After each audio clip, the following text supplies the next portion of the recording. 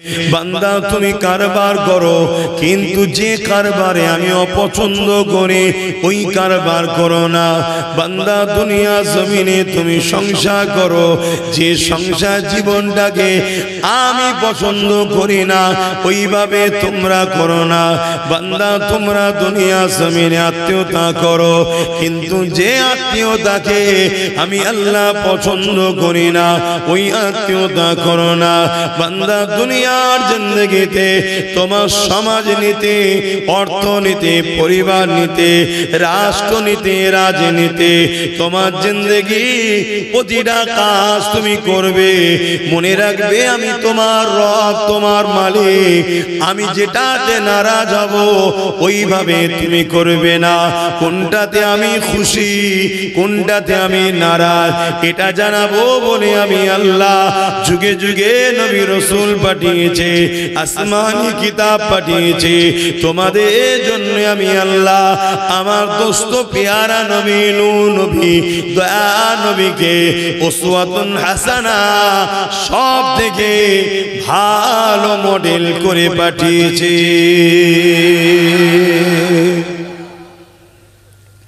তোমরা যা কিছু করবে আমার রাসূলকে ফলো করো, আমার নবীকে প্যার করো, ফলো করে তোমরা কাজ কারবার করো। তোমাদের ধর্ম নীতিটা কেমন হবে আমার রাসূলুল্লাহ যেভাবে করেছে, তোমাদের সংসার নীতিটা কেমন হবে আমার রাসূলুল্লাহ যেভাবে করেছে, তোমাদের রাষ্ট্রনীতি কেমন ভাবে হবে আমার নবী পাক যেভাবে করেছে, তোমাদের বিজনেস নীতি কেমন ভাবে হবে আমার রাসূলুল্লাহ যেভাবে শিখিয়েছে। এক কথায় তোমার জিন্দেগিটা আমি আল্লাহ দিয়েছি, যদি তুমি ওই জিন্দেগিকে আমি আল্লাহ দিয়া নিয়ামত মনে করে আমার খুশি মতো চালাতে পারো, আমি আল্লাহ তোমাকে মৃত্যুর মাধ্যমে দুনিয়াবি পরীক্ষার ঘন্টা যেমন বাজে, মৃত্যুর মাধ্যমে দুনিয়ার কাজকে কমপ্লিট করে আমি আল্লাহ আখিরাতে তোমার জন্য চিরশান্তির জান্নাতটা দান করে দেব। আর যদি তুমি দুনিয়ায় আমার দিয়া চোখলি, আমার দিয়া হাতলি, আমার দিয়া কানলি, আমার দিয়া জিন্দেগি নিয়ে তুমি আমার বিরোধী করে বেড়াও, আমি আল্লাহ তোমায় ছাড় দিয়েছি, দুনিয়ায় কিচ্ছু বলবো না। তুমি নামাজ পড়তেও পারো, নাও পারো, দুনিয়ায় আমি কিছু বলবো না। তুমি এই চোখে আলেম ওলামাদেরকে দেখবে কি জালিমদের দেখবে, তোমাকে ইচ্ছা শক্তি দিয়েছি, দুনিয়াতে আমি কিছু বলবো না।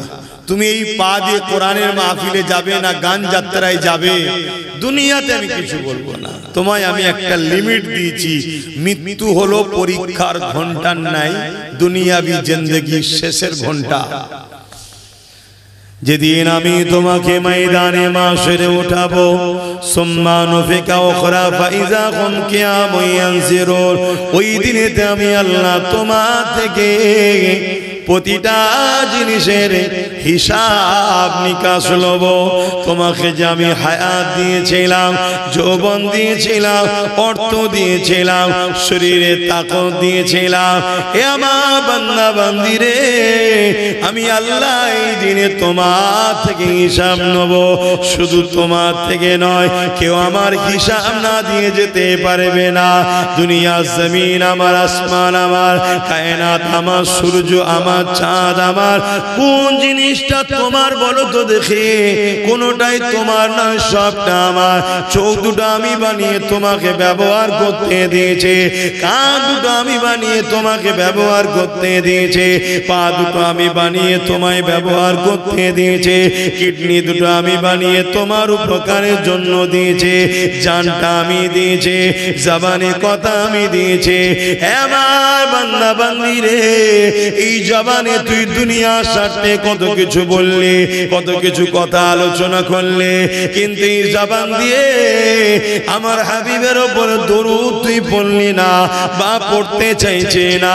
বান্দার এই জবান দিয়ে আমি আল্লাহ আমাকে ডাকলি না, এই জবানের হিসাব কিন্তু আমি আল্লাহ সুম্মা নুফিকা উখরা ফাইযা হুম ইয়ানজিরু ফাইযা হুম কিয়ামুন ইয়ানজিরুন, ওই দিনেতে আমি আল্লাহ এর হিসাবটা নেব। দুনিয়ায় কিছু বলবে না। আজ অনেক মানুষ আছে গায়ের জোরে আল্লাহর দিনের বিরোধী কথা আছে না নাই গো বাবা বলছি, অথচ গাড়ির তাকতটা কে দিয়েছে? আল্লাহ। এখন কিছু বলবে না আল্লাহ। মৃত্যু হবে, পরীক্ষা শেষ, তোমার খাতা জমা পড়ে গেল, এবারে হাজারো তুমি আফসোস করো, আর কিছু করার নাই। তোমার হিসাব হবে ময়দানে মাহশরে। সেদিন আল্লাহ তোমাকে হিসাব নেবে যে আমি তোমাকে তাকত দিয়েছিলাম, যৌবন দিয়েছিলাম, শরীরে কুওয়াত ক্ষমতা দিয়েছিলাম, বলো কোন রাস্তায় খরচ করেছো? বহুত মুসলমান আছে ইসলাম বিদ্বেষীদের সঙ্গে সাথ দিয়ে মসজিদ মাদ্রাসাকে রুকার জন্য কায়ের ক্ষমতা খরচ করছে। তারাও বলে আমরা মুসলমান। মনে রেখে দেবেন আল্লাহ পাক ছাড় দেয়, ছেড়ে কিন্তু দেয়নি। নমরুদকে আল্লাহ এমন করে রাজা বানিয়েছিল পৃথিবীর, ছাড় দিয়েছিল, ছেড়ে কিন্তু দেয়নি। ফেরাউনকে আল্লাহ মিশরের রাজা বানিয়েছিল, ছাড় দিয়েছিল, ছেড়ে দেয়নি। আল্লাহ দিয়া রাজত্ব নিয়ে ফেরাউন অনেক অত্যাচার করেছে, অনেক জুলুম করেছে, করতে করতে শত শেষে আমার আল্লাহ পাকের বিরোধী করেছে। এমন বিরোধী করেছে নিজেকে খোদা পর্যন্ত দাবি করেছে। আল্লাহ পাক তথাপিও ফেরাউনকে ছাড় দিয়েছে, কিছু বলেনি। কিন্তু যেদিন সময় হয়েছে মৃত্যুর ঘণ্টা দ্বারা ফেরাউনকে আল্লাহ পাকড়াও করেছে।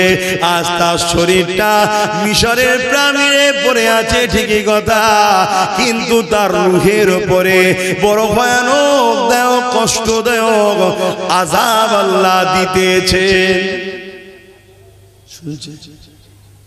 আমরা অনেকে ভাবি যখন মরে যাব তখন আর কষ্ট কি করে বুঝবো না। যে জানটা আল্লাহ এখন দিয়েছে, আঘাত হলে কষ্ট হয়, এই কষ্টটা হাতে মারলে হাতে কষ্ট মনে হয়, কিন্তু হাতে মূলত কষ্ট হয় না। কষ্টটা আপনার রূহ পায়, আত্মা পায় কষ্ট। এই আত্মাকেই কিন্তু কিয়ামতের দিনে শাস্তি দেওয়া হবে। এজন্য আল্লাহ ছাড় দিয়েছে, ছেড়ে দেয়নি। প্রত্যেকটা মানুষকে বুঝাবার জন্য আল্লাহ নবী রাসূল পয়গম্বরদের পাঠিয়েছে। আত্মনবী আসবে না, এবারে আল্লাহ নবীর ওয়ারিস আলেমে হাক্কানি উলামাদের ঘরে পাঠিয়েছে। তারা আপনাদের ঘরে শিক্ষা দিচ্ছে। এই মাদ্রাসা থেকে আল্লাহ চাইলে একদিন বাচ্চারা পড়বে, তারা দিন শিখবে।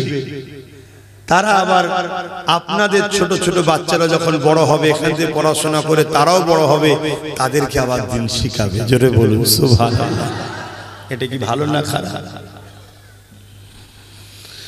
আল্লাহ নবী বললেন আল মারউ মা মান হাব্বা, দুনিয়ায় যে যার সঙ্গে থাকবে পরকালে সে তার সঙ্গে থাকবে।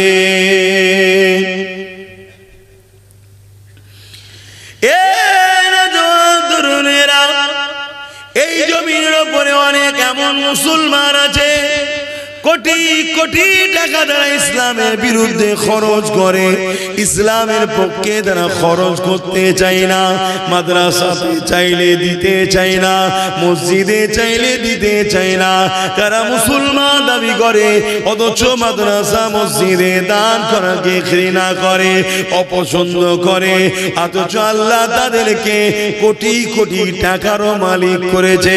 বড় রহস্য আল্লাহ তাকে ধনী করে পরীক্ষা করলো, বান্দারে ধন দৌলত আমি দিলাম, যেখানে আমার প্রেম শেখানো হয়, যেখানে ভালো মানুষ তৈরি করানো হয়, যেখানে আদর্শবান মানুষ বানানো হয়, যেখানে ইনসাফওয়ালা মানুষ বানানো হয়, যেখানে আমার দ্বীনের শিক্ষা দেওয়া হয়, তোরা আমার দেয়া ধন দৌলত নিয়ে দুনিয়া দুনিয়া সব জায়গায় খরচ করলে আমার মসজিদ মাদ্রাসাতে খরচ করলে না।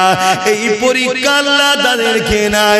এই যুবকেরা তরুণেরা স্কুলে বাচ্চাদেরকে পড়াতে হবে, ওখানে পেটে শিক্ষা দেওয়া হয়, ওই শিক্ষারও দরকার আছে। দুনিয়ায় নাই বাচ্চা আপনার চলবে কি করে? কিন্তু মনে রাখবে স্কুল কলেজে ভালো মানুষ হবার শিক্ষা দেওয়া হয়নি, মা বাপের মর্যাদা শিক্ষা দেওয়া হয়নি, দেশের প্রেমের শিক্ষা দেওয়া হয়নি, ইনসাফ ইনসানিয়াতের শিক্ষা দেওয়া হয়নি। ওই ভালো মানুষ হবার শিক্ষা আল্লাহ নবীর ঘর মাদ্রাসাতে দেওয়া হয়।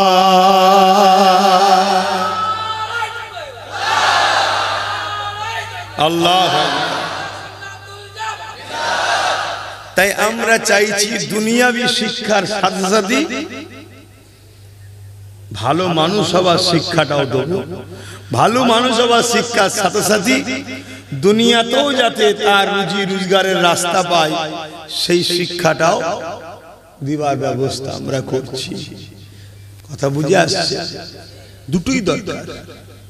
কিন্তু আজ আমরা দুনিয়ার মায়াজালে এমন ভাবে জড়িয়ে গেছি, আমরা মুসলমানরাই, আমি অমুসলিমদের কথা তো বলতে আসিনি, আমরা মুসলমান ঘরের ছেলে মেয়েরাই আমরাই মৌলী সাহেব মাদ্রাসা উলামাদেরকে আমরাই ব্যঙ্গ করছি, আমরাই ঘৃণা করছি, আমরাই ছোট বড় কথা বলছি। এই পাশের দেশে দেখুন না কি হচ্ছে, ওই হাওয়া এখন আমার বাংলাতে আবার আসছে। ওই হাওয়া বাংলাতে আসছে।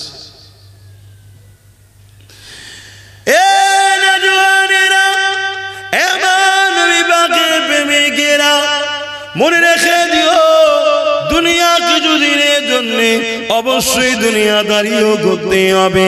কেন আল্লাহ পাক শিখিয়েছে রব্বানা আতিনা ফিদ দুনিয়া হাসানাতাও ওয়া ফিল আখিরাতি হাসানা। দুনিয়ার ভালাইয়ের কথাও আল্লাহ বলেছে, কিন্তু আখিরাতকে ভুলে যেও না। এই দুনিয়াদারি ছেলেদের পিছনে ডাক্তার উকিল জজ বানাতে হবে, পাশাপাশি তাকে ভালো আদর্শ জ্ঞান দিতে হবে। না হয় আপনার ডাক্তার ছেলেটা পরিবার নিয়ে আলাদা হয়ে যাবে, মা বাপকে দেখবে না। তাই আপনার জজ উকিল ছেলেটা আলাদা হয়ে যাবে, মা বাপকে দেখবে না। কিন্তু ওকে যদি ধর্মের জ্ঞানটা দেয়া থাকে, ধর্মের জ্ঞানের পাশাপাশি আপনার ছেলে যদি ডাক্তার উকিল জজ ডিএম হয়, যত বড় ভিআইপি হোক না কেন, ধর্মকে শিখিয়েছে আল জান্নাতু তাহতা আকদামুল উম্মাহাত। এই দুনিয়ার মানুষেরা তোমাদের জান্নাত হলো তোমাদের মায়ের পায়ের তলায়। তাহলে তোমার ডাক্তার বেটাটা, তোমার জজ ছেলেটা, তোমার উকিল ছেলেটা, তোমার ভিআইপি অর্থশালী ছেলেটা যখন তার জানা থাকবে আল জান্নাতু তাহতা আকদামুল উম্মাহাত, মায়ের পায়ের তলায় আল্লাহর জান্নাত, ওই ছেলে কখনো মাকে নারাজ করবে না, ওই ছেলে কখনো মাকে বৃদ্ধাশ্রমে রাখবে না, ওই ছেলে কখনো মায়ের উপরে জুলুম করবে না, ওই ছেলে কখন পরিবার নিয়ে মাকে ছেড়ে দিয়ে চলে যাবে না। এই স্কুল কলেজেরও যেমন দরকার আছে, এই মায়ের মর্যাদা বাপের মর্যাদা এই শিক্ষার জন্য নবীর ঘর আল্লাহ নবীর মাদ্রাসাও দরকার আছে না নাই? জোরে বলুন আছে না না? আজ মুসলমানের ঘরের ছেলে আমরাই তো মাদ্রাসার গুরুত্ব হারিয়ে ফেলেছি। আর এই সুযোগ নিয়েই তো ইসলামের দুশ্মনরা কে মাদ্রাসার নামে কেস করছে, কে বোলডুজার দিয়ে ভেঙে দিচ্ছে, হচ্ছে নয়? এটা তো আমরাই সুযোগ দিচ্ছি। কেন?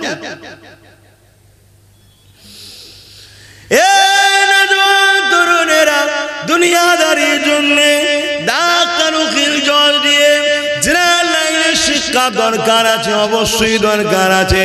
এখন টেকনোলজি করে আগিয়ে চলে গেছে, কম্পিউটার ম্যানও হওয়ার প্রয়োজন আছে, সব কিছুই শিখতে হবে।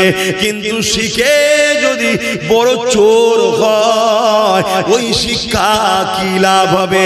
কেন আমরা দেখতে লেগেছে আমার দেশ বা আমাদের সমাজে কোটি কোটি টাকা চুরি করে যারা নিয়ে পালাচ্ছে তাদের কাছে মাদ্রাসার কোনো শিক্ষা নাই। আর মাদ্রাসার শিক্ষা যাদের কাছে আছে হতে পারে গরিব, কখনো কারো 10টা টাকা মেরে খায় না। কেননা নবী আমার শিখিয়েছে কেউ যদি গরিবে জেনে না, কেউ যদি চুরি করে না, কেউ যদি না বলে কিছু খেয়ে নেয় ওটা হবে হারাম। কিয়ামতের দিনে জাহান্নামের কাছিতে জিহ্বাকে কাটা হবে, তাকে জাহান্নামের আগুন খাওয়ানো হবে। এই জন্য দুনিয়া শিক্ষার পাশাপাশি মাদ্রাসা শিক্ষার দরকার আছে। যদি দুনিয়া শিক্ষা শুধু হয়, মাদ্রাসা শিক্ষা যদি না থাকে, মনে রাখবেন আপনার ছেলে যদি পুলিশ হয় ওই ছেলে কিন্তু রাস্তায় দাঁড়িয়ে দাঁড়িয়ে ঘুষ খাবে, ওই ছেলে কিন্তু মিথ্যা কেস দেবে, ওই ছেলে কিন্তু সমাজে অন্যায়কারীর সাথ দেবে, ইনসাফ করবে না। আর আপনার ছেলেকে অবশ্যই পুলিশ বানান, কিন্তু পাশাপাশি আল্লাহ নবী শিক্ষা দেন, মাদ্রাসা শিক্ষাটা দিয়ে রাখে। যদি তুমি কারো নামে মিথ্যা কেস দাও, নবী আমার জানিয়ে দিলে কিয়ামতের দিনে তোমাকে জাহান্নামে যেতে হবে। কারণ ওই লোকটা মাফ না করলে আল্লাহ মাফ করবে না। তুমি যদি কারো থেকে ঘুষ নিয়ে খাও, রাসূলুল্লাহ বললেন তোমার জন্য আখিরাতে জাহান্নাম অপেক্ষা করছে। এটা অন্যায় কাজ, আল্লাহ পছন্দ করে না। আল্লাহ তার বান্দাকে দুনিয়া জমিনে একে অপরকে সাহায্য করার জন্য পাঠিয়েছে, কাউকে সাহায্য করার নামে তার থেকে ঘুষ নিবার জন্য পাঠাইলে। এই শিক্ষা যখন মাদ্রাসা থেকে দিয়ে আপনার ছেলে যখন পুলিশও হবে, দুনিয়াবি শিক্ষা অর্জন করবে, এই সমাজের গরিবদের চোখের পানি আপনার ছেলে মুছবে। আর কবরে আপনি ও আপনার ছেলে দুনিয়া আখিরাত কামিয়াবি হবে।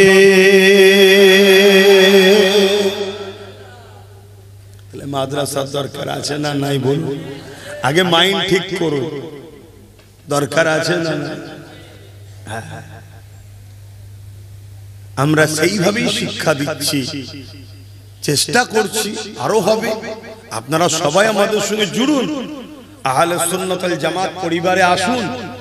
যত মানুষ বাড়বে আমাদের সহযোগিতা বাড়বে, আমাদের ফান্ড বাড়বে, আমরা কত আরো উন্নত মানের শিক্ষক এবং টেকনোলজিকে সামনে রেখে আমরা ছেলেদেরকে শিক্ষা দেব, যে শিক্ষায় ছেলেরা মাদ্রাসা থেকে পড়ার পরও একজন জজ হতে পারবে, উকিল হতে পারবে। কেন? পাশাপাশি তাকে তো দুনিয়াবি শিক্ষাও দেওয়া হচ্ছে। কথা বুঝে আসছে তো?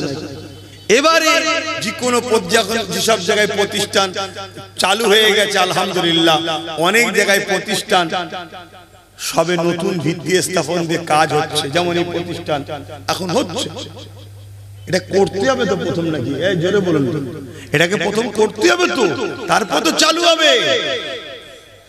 কিন্তু এখানে যদি মানুষ ভালোবাসা ছেড়ে দিয়ে সমালোচনা করে, বিরোধী করে, দুশ্মনী করে, পিছনে লাগে, আল্লাহ মাফ করুক, তওবা করো যারা বিরোধী করো, খোদা ছাড় দেয়, ছেড়ে দেয় নেই।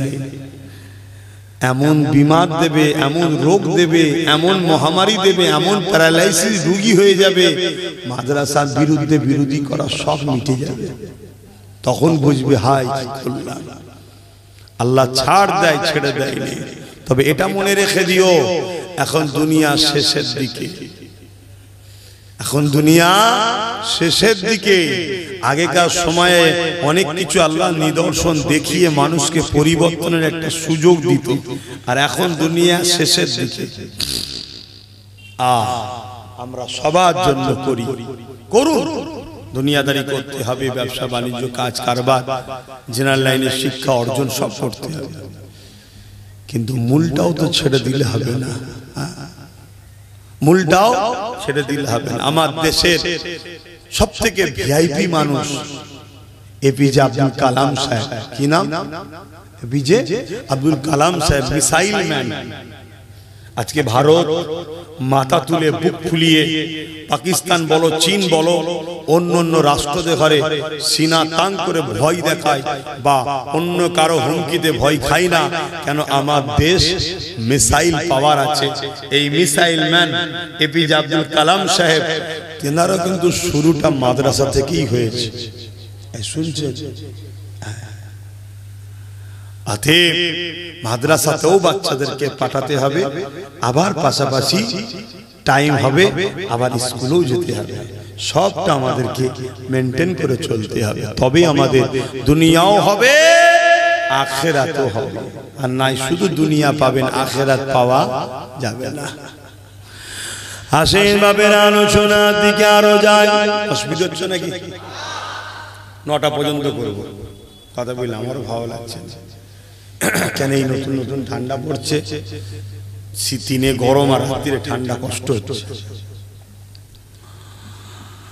এ নওজওয়ানেরা, তরুণেরা, আমার নবী পাকের প্রেমিকেরা, যে নবী আমার সারা জীবনটা তোমার আমার জন্য কেঁদেছে, আজ রওজা মুবারকে তোমার আমার জন্য কাঁদছে।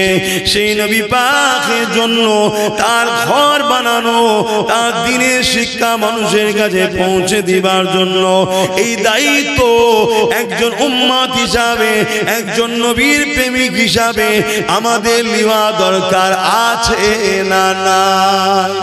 কারা বলছেন আছেন? হাত তুলে দেখান। এ হাত শুধু তুলেই দেখাবো না হাকিকাত, এ হাত শুধু তুলেই দেখাবো না, সত্য দায়িত্ব আছে। আরে লম্বা করে তুলুন না। ও এই সত্যি দায়িত্ব আছে। হ্যাঁ,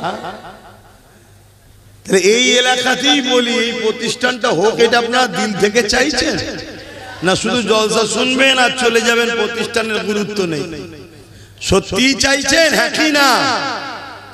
যদি সত্যি চেয়ে থাকেন, বেশি নয় 5টা মানুষ বলুন তো দেখি, এটা যাতে সামনে বারে ঢালাই হয়ে কমপ্লিট হয়ে যায়, তার জন্য দিল থেকে বলুন 10,000 করে টাকা 5টা লোক দিতে পারবে।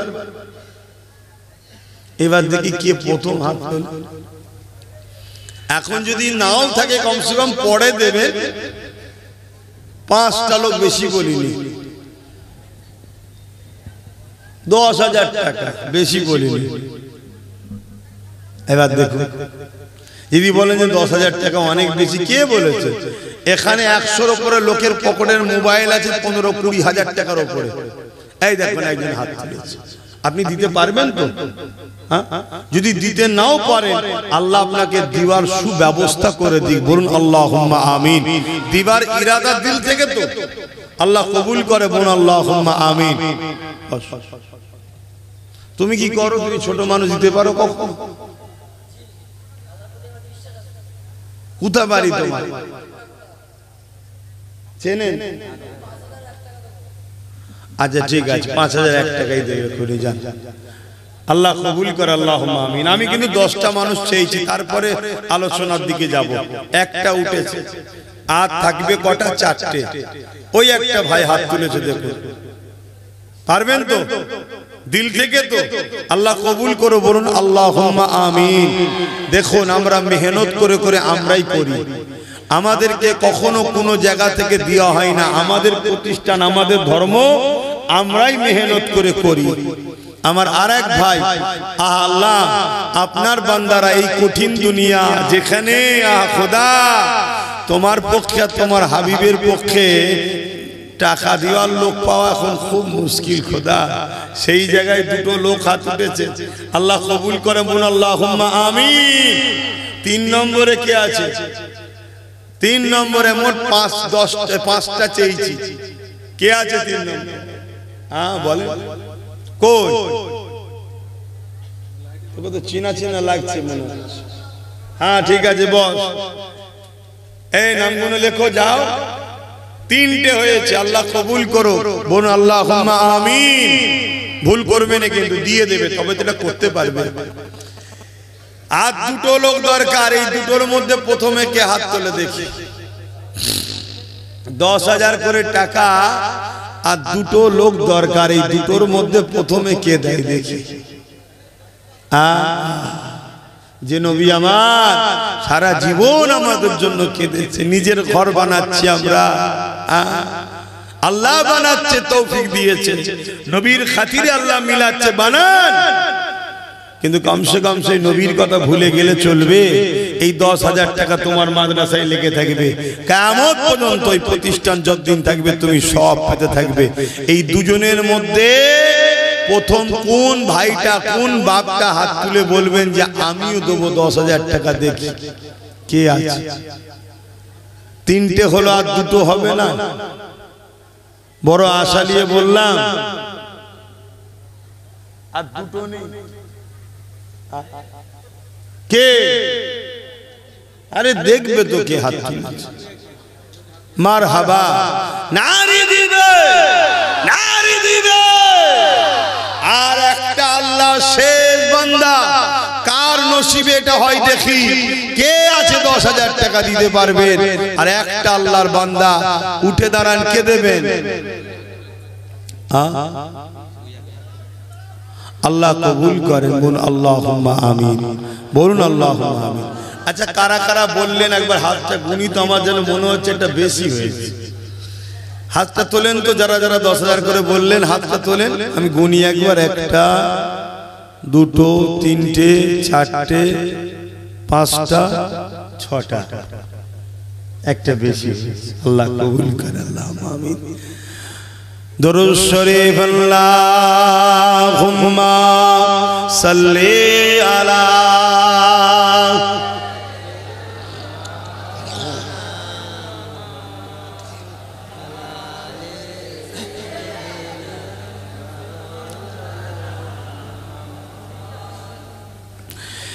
एक मैं नहीं उन पर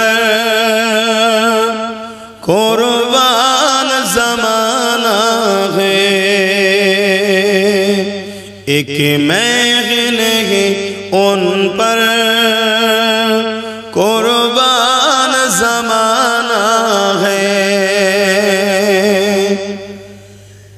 एक मैं नहीं उन पर कुर्बान ज़माना है, कि मैं नहीं उन पर कुर्बान ज़माना है, जो रब दो आलम का,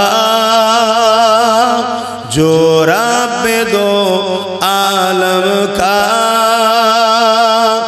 महबूब यगाना है, कि मैं नहीं उन पर कुर्बान ज़माना है। अल्लाहुम्मा सल्ली अला।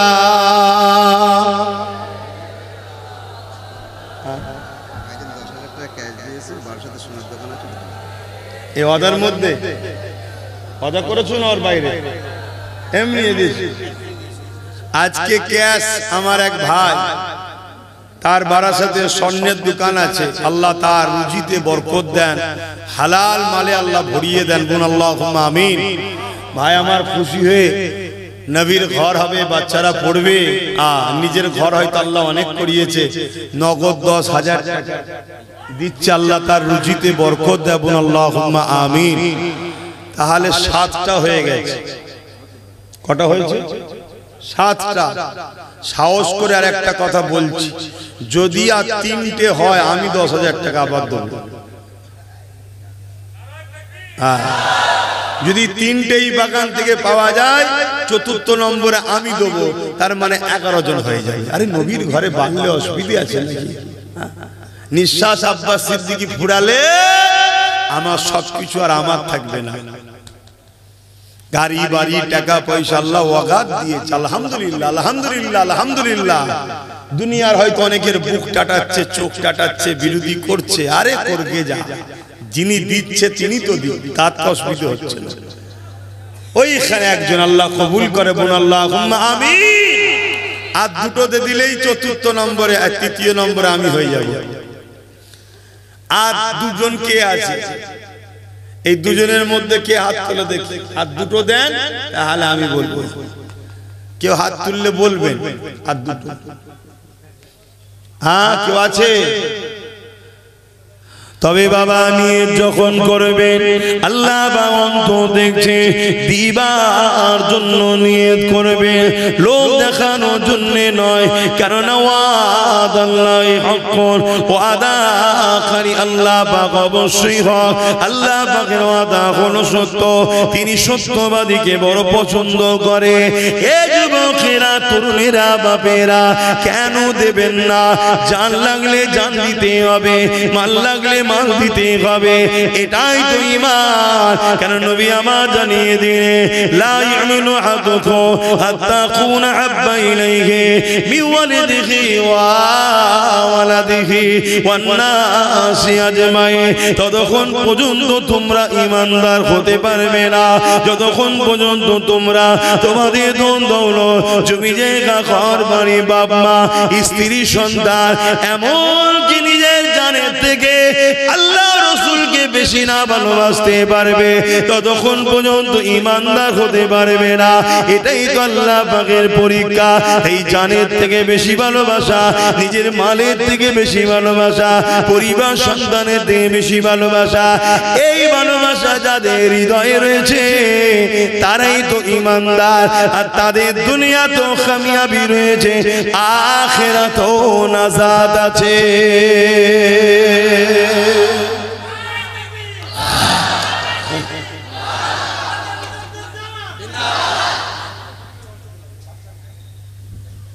বলেন, আমরা জান দিতে পারবো বলি হুজুরের জন্য, তাহলে সেই জায়গায় আর দুটো বান্দা তো হাত তুলতে লাগে নাকি? 10,000 করে টাকা মাদ্রাসায় দিলে অসুবিধা হয়ে যাবে।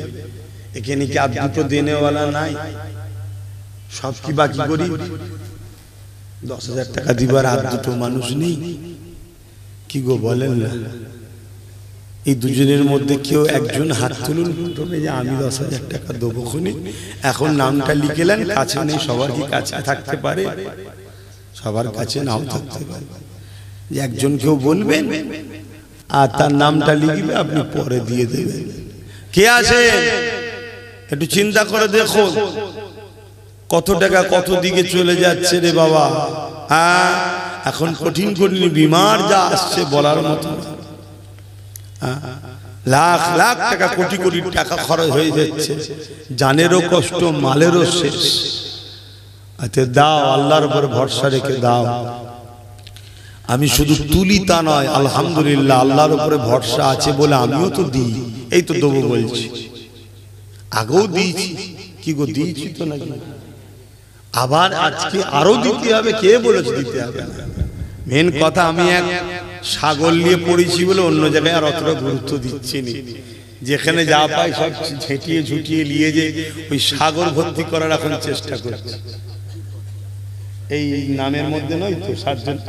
হ্যাঁ, আব্দুর রাজ্জাক ভাই, নগদ দেখেন, নগদ 10,000 টাকা। আল্লাহ কবুল করে, বলুন আল্লাহুম্মা আমিন। 9 জন হয়ে গেছে, আর একজন দিয়ে দেন, আর একজন দিয়ে দেন, শেষ আল্লাহর বান্দা। তাহলে 11 নম্বরে আমি। বলেন আর একজন। আল্লাহ নবী এখন রওজা মুবারকে আমার আপনার জন্য এই মুহূর্ত তিনি আল্লাহ পাকের কাছে কাঁদতেছে। এখনো সেই নবীর ভালোবাসার একটা আল্লাহর বান্দা এত বুঝানোর লাগে, এত বুঝাতে লাগে। আমি তো নিজে থেকেই বললাম যে আমি দেবো। একটু দেখো, ইনশাল্লাহ হবে। হবে না তা নয়, হবে। ওই দেখেন না, গোপনে গোপনে টিকে এসে দিয়ে যাচ্ছে, তো নগদ দিয়ে যাচ্ছে। কেউ একটা হবে, কিন্তু চিন্তা করছে 10,000 টাকা।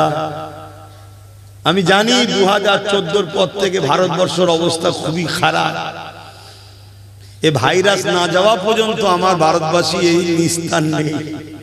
ভাইরাস বুঝতে পারছেন তো নাকি? 2014 পর থেকে আমার দেশের মাথায় বসে যা করছে, পুরো দেশটাকেই শেষ করে দিল। তবে এমন একটা ভাইরাস যাবার পরও ট্যাকেল করতে করতে আরো অনেকদিন সময় লেগে যাবে। সব তো খেয়ে ফেলছে। বিক্রি করে দিচ্ছে আর করে দিচ্ছে। যাক, প্রতিষ্ঠানের জলসে এসে বেশি সব বলছি না, বলা হারাম তা নয়, কেন আমার অন্য কাজ আছে তাই বলছি। আমি জানি আপনারা একটু কষ্টের মধ্যে আছেন, শুধু আপনারা না, পুরো দেশবাসী আজকে আযাবের মধ্যে আছে। হাতে গোনা 5-10% মানুষ হয়তো খুব মজায় আছে, বাকি সব ভাই,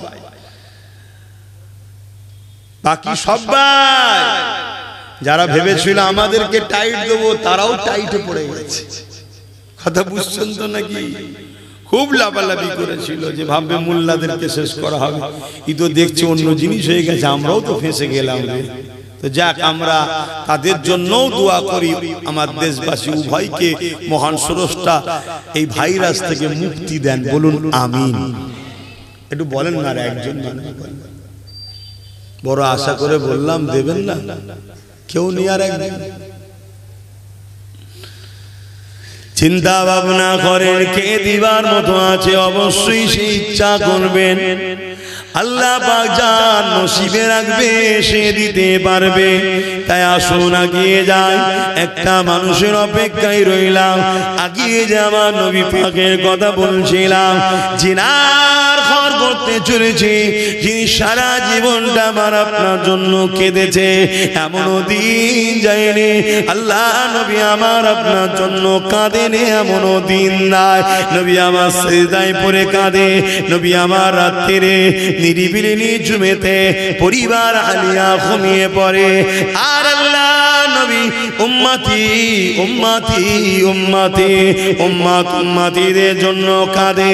এই যুবকেরা তরুণেরা আল্লাহ নবী যখনই কেঁদেছে, ওই কান্না গুনাহগার উম্মত উম্মতিদের জন্য কেঁদেছে। যেদিন আল্লাহ বা দুনিয়াকে ফানা করে দেবে, শেষ করে দেবে, কিয়ামত বিচারের দিনের জন্য দুনিয়াকে ধ্বংস করে দেবে, ওই দিনে আল্লাহ পাক হযরতে জিবরাইলকে হযরত ইসরাফিলকে দুনিয়া জমিনে পাঠিয়ে দেবে। ও হযরতে জিবরাইল, ও হযরত ইসরাফিল, দুনিয়া জমিনে গিয়ে আমার হাবিবকে উঠিয়ে নিয়ে আসো, আমি আল্লাহ আজকে দিন হিসাবে দিন করব, বিচারে দিন করব।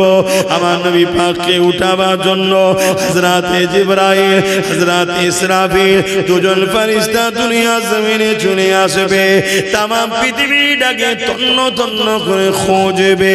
তখন এই ঘর বাড়ি বালাখানা রাজপ্রাসাদ 100 তলা বিল্ডিং কিছুই থাকবে না গো, এই জমিন আল্লাহ পুরো প্লেন করে দেবে। এই জিবরাইল দুনিয়ায় এসে আমার নবী পাক কোথায় রয়েছে বুঝতে পারবে না, আল্লাহ পাককে আওয়াজ দিয়ে বলতে লাগবে, ও রব্বি আল্লাহ, আপনার হাবিব কোথায়? আমি জিবরাইল বুঝতে পারছি না। আল্লাহ পাক বলবে, জিবরাইল রে, দুনিয়ার জমিনে কান লাগিয়ে লাগিয়ে শোনো, যে জায়গা থেকে দেখবে কান্নার আওয়াজ আসছে, ওই জায়গাতে আমার হাবিব আর গুনাহগার উম্মত উম্মতিদের জন্য আমি আল্লাহ আমার কাছে কাঁদতেছে। আরো জোরে বলুন সুবহান।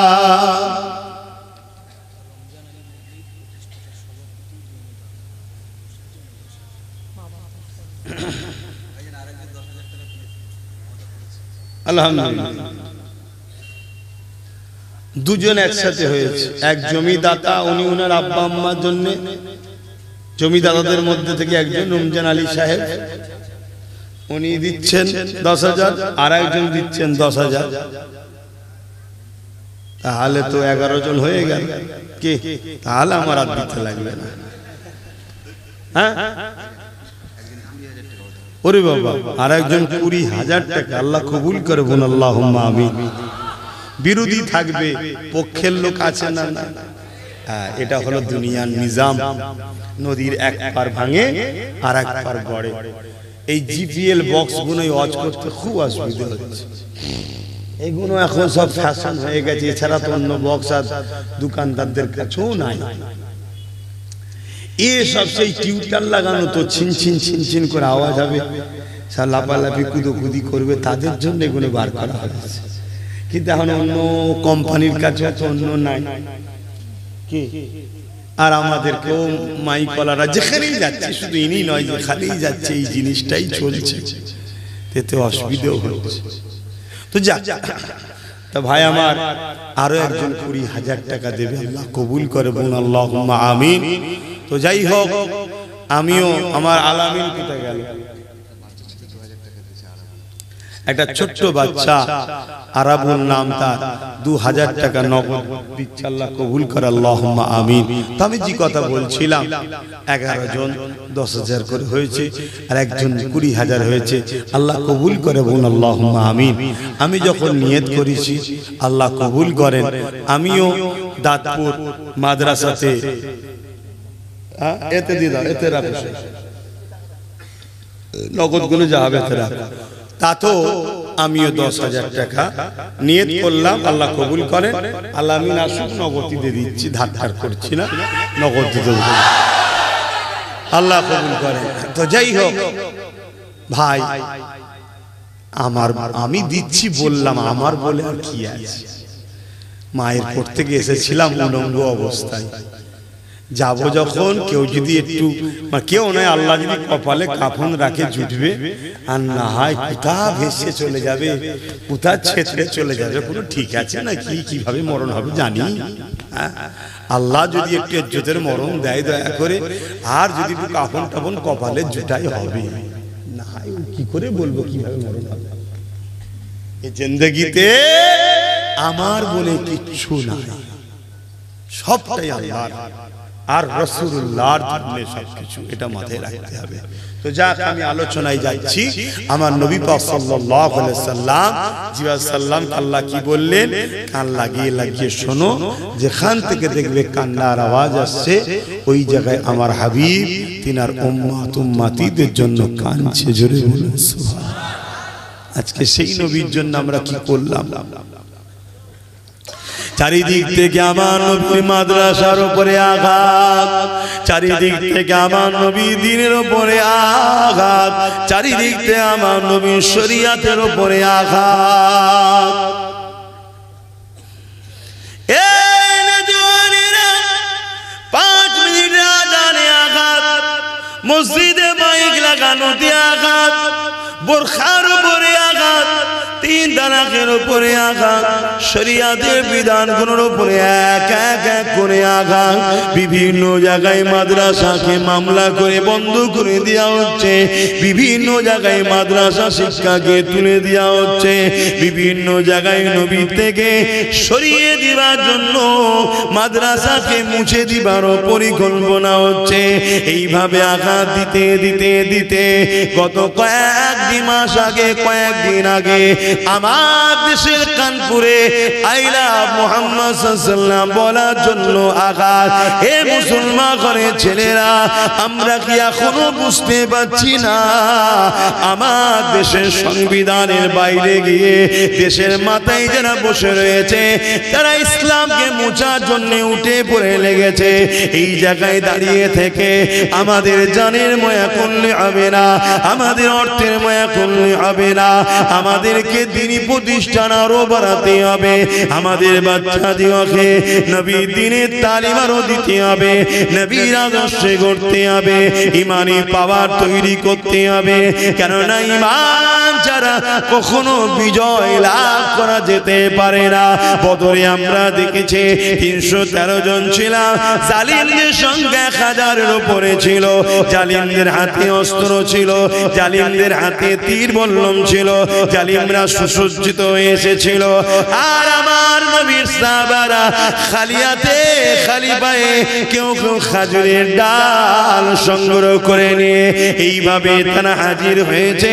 এই অবস্থাতে সামনেওয়ালা 1000 জনেরা বড় মস্করা করতে লেগেছে, বড় হাসতে লেগেছে, আনন্দ করতে লেগেছে।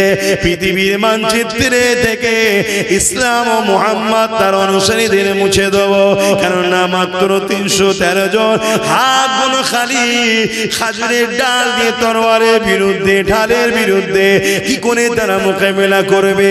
কিন্তু সাহাবাদের অন্তরে আল্লাহ নবীর উপরে প্রেম, আল্লাহ পাকের উপরে ভরসা এত আঘাত ছিল যেটা যাকে বলা হয় ঈমান, ওই ঈমানের সামনে 1000 সুসজ্জিত যোদ্ধা বাহিনী সামান্য সময়ও টিকতে পারল না, তারা পরাজিত হয়ে গেল। 313 জনকে আল্লাহ পাক বিজয় লাভ করে দিলে। আরো জোরে বলুন সুবহান।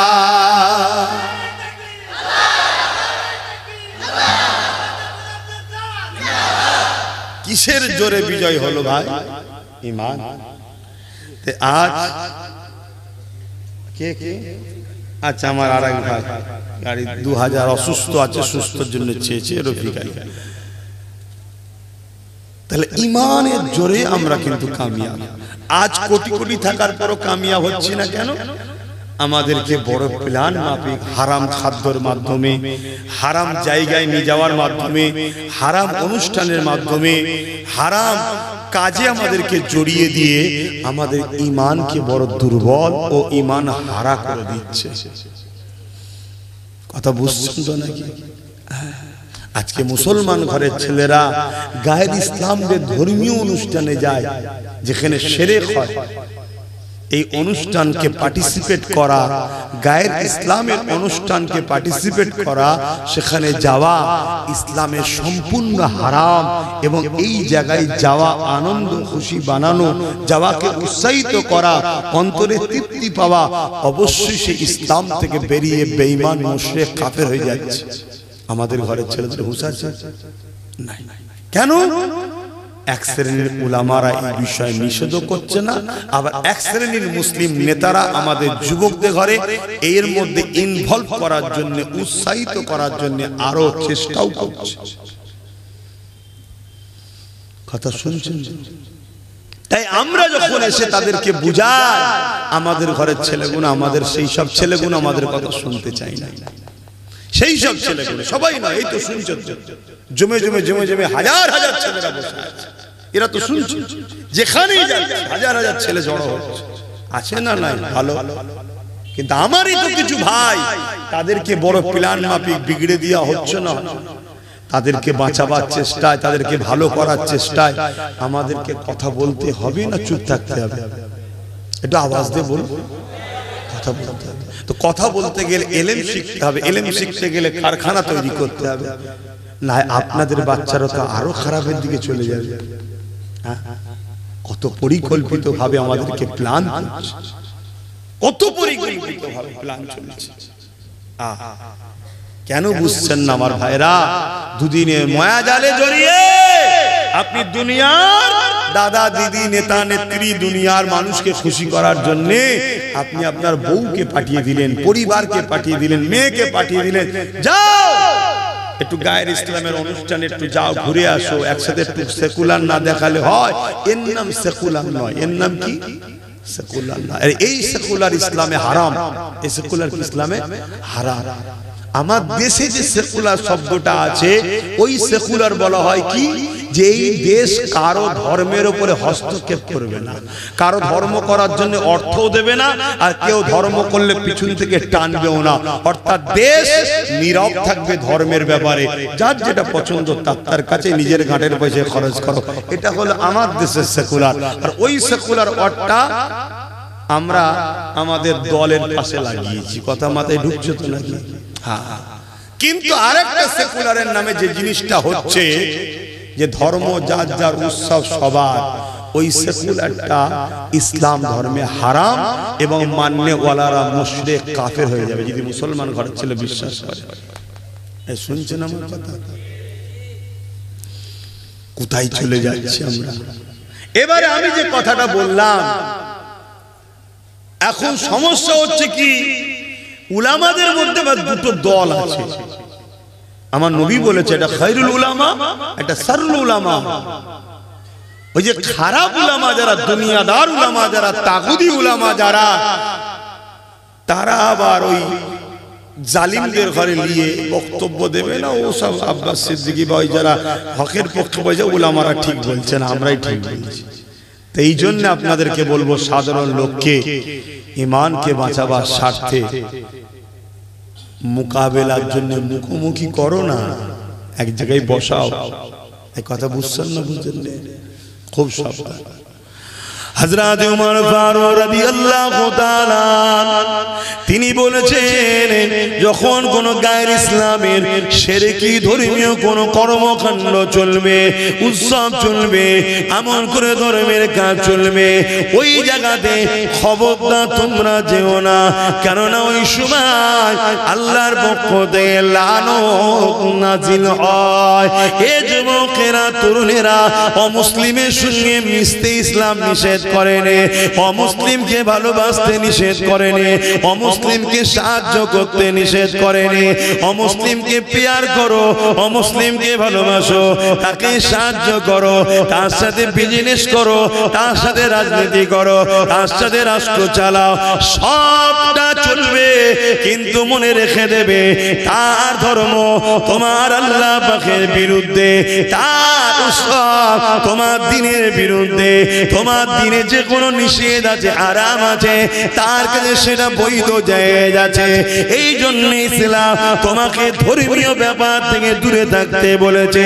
সামাজিক ভাবে, মানবতা হিসাবে, ইনসাফ হিসাবে, ইনসানিয়াত হিসাবে, মনুষ্যত্ব হিসাবে তুমি একে অপরকে সাথ দাও।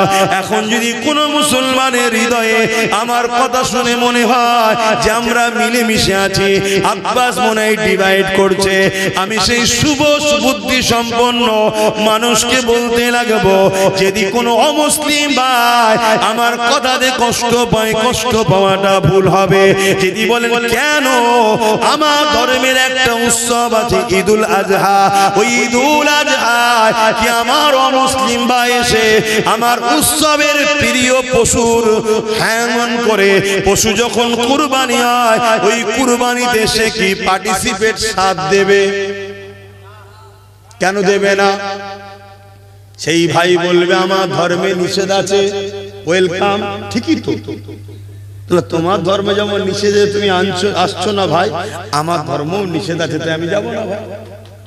কিন্তু দিনের বাইরে তুমি মানুষ, আমি বাইরে, আমরা একে অপরে মিলেমিশে থাকাতে তো নিষেধ ইসলাম করেনি। আমি কি বুঝাচ্ছি, বুঝছেন? এই শিক্ষাটা আমার সমাজ যদি ভুলে যায়, আর আমার সমাজ যদি আল্লাহদ্রোহী হয়, নবী বিদ্বেষী হয়, তাহলে আমার সমাজ ধ্বংস হবে না হবে না? বলো। এক মঈনুদ্দিন আজমিরির উপরে সাহায্য হয়েছে, আজ এত কোটি কোটি মানুষ আমাদের উপরে সাহায্য হচ্ছে না কেন? আমরা শুধু ঠোলটা রয়ে গেছি মুসলমান, ভেতরে মুসলমানের আদর্শ নাই।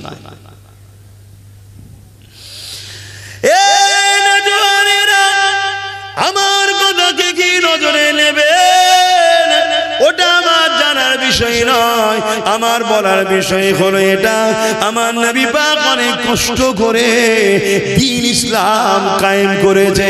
আমার নবী পাক অনেক কষ্ট করে কুফরি সংস্কারকে থেকে মানুষকে দূরে সরিয়ে একত্ববাদ, এক আল্লাহ পাকের দিকে নিয়ে এসেছে। আমার নবী পাক অনেক কষ্ট করে এই জমিনের উপরে সত্যকে প্রতিষ্ঠিত করেছে। আমার নবী পাক অনেক কষ্ট করে আল্লাহ পাকের তাওহীদকে প্রচার করেছে। এই জমিনের উপরে কোন মুসলমান আল্লাহ পাকের তাওহীদের বিরুদ্ধে অনুষ্ঠানে গিয়ে পার্টিসিপেট করতে পারে না। যদি কেউ করে তাকে মুসলমান বলা যাবে না, তার জানাজা পড়া যাবে না, সে মুসলমান সুরাতে মুনাফিক, মুনাফিকের জন্য দোয়া চাওয়া, মুনাফিকের জানাজা পড়া আল্লাহ পাক কোরআনে আমার নবী পাককে নিষেধ করে দিয়েছে। এই যুবকেরা হযরত ওমর ফারুক রাদিয়াল্লাহু তাআলা এই বিষয়ে বারবার ভাবতেন, আল্লাহ জানে এমন কোন এলান করে দেয় মুনাফিকদের জানাজা, মুনাফিকদের দোয়া চাওয়ার বিষয়ে আল্লাহ পাক আয়াত নাযিল করে নবী পাককে জানিয়ে দিয়েছে, হে ঈমানদারেরা মুনাফিকের জানাজা যেও না, মুনাফিকের জন্য দোয়া চেও না মুনাফিকটাকে, যার জবানে কথা থাকে এক, দিলে থাকে আর এক, যে মুখে বলে আমি মুসলমান, কাজে কর্মে ইসলাম বিদ্বেষী, যে মুখে বলে মুসলমান বিরোধী করে মাদ্রাসা, যে মুখে বলে মুসলমান বিরোধী করে মসজিদে, যে মুখে বলে মুসলমান মুহাব্বত আল্লাহ ও নবীর নাই, অন্তর থেকে নিফাকি রয়েছে, এ হলো মুনাফিক। মুনাফিক তো সেই ব্যক্তি যে কিনা এই জমিনের উপরে আল্লাহর দ্বীনকে মিটাচ্ছে, যারা তাদেরকে শক্তিশালী করার জন্য সর্বদিক দিয়ে সহযোগিতার হাত বেরিয়ে দেয়, তাদেরকেই তো মুনাফিক বলা হয়। আর অনেক মুনাফিকের সংজ্ঞা আছে।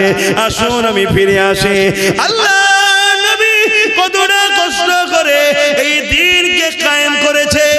এ নবীর উম্মতেরা, মাদ্রাসা হলো সেই দ্বীনের তালিমের বাগান, সেই মাদ্রাসা হলো দ্বীনের তালিমের কারখানা। নবীর দ্বীনকে যদি বাঁচাতে চাও তাহলে মাদ্রাসায় বাচ্চা দাও এবং বাচ্চাদের ঘরে দ্বীনের তালিম শিক্ষা করে ওই বাচ্চা দ্বারা দ্বীনের মেসেজ ছড়িয়ে দাও। যদি নবীর দ্বীনের পক্ষে বাঁচাতে চাও থাকো, তাহলে তুমি নবীর কারখানা মাদ্রাসা তৈরি করো। এই যুবকেরা শুধু মুখে মুহাব্বত করি বললে হবে না, ওই মুহাব্বতের পরীক্ষা দেখাতে হবে। হযরত আবু বকর সিদ্দিক রাদিয়াল্লাহু তাআলা আমার নবী পাকের প্রথম খলিফা, তিনি সর্বসময় আল্লাহ পাকের কাছে নামাজের মুসল্লায় দোয়া চাইতেন, ও রব্বি আল্লাহ এমন একটা আয়াত নাযিল করে দিন যে আয়াতে আপনি ঘোষণা দেবে মুমিন মুমিনা তোমাদের ধন দৌলত সবটাই হলো নবীর। নবী কারো কাছে চাইবে না, নবীর মন যাবে নেবে, খরচ করবে, কাউকে পারমিশন নিতে লাগবে না। এইরকম দোয়া বারবার চাইতে চাইতে একদিন সিদ্দিক আকবর ঘরের মধ্যে রয়েছে, আল্লাহ নবী আবু বকর সিদ্দিকের ঘরের মধ্যে প্রবেশ করলো, যেখানে আবু বকর সিদ্দিকের ধন দৌলত থাকতো। ওই ক্যাশ বাক্সে গিয়ে যে ভাষা আপনারা বুঝবেন, ডাইরেক্ট আল্লাহ নবী কোনো ইজাজত না নিয়ে, কোনো জিজ্ঞাসা না করে ডাইরেক্ট সে জায়গায় গেল, যতটা প্রয়োজন ছিল নিজে হাতে করে নিল, নিয়ে কোনো রকম আবু বকরকে বলল না। নবী আমার আবু বকরের দিকে যাবার সময় মুচকে এসে চলে গেল। কিছুক্ষণ পরে আল্লাহ নবী ফিরে এসে বলল, আবু বকর তোমার দোয়া আল্লাহ কবুল করে নিয়েছে। আরো জোরে বলুন সুবহান।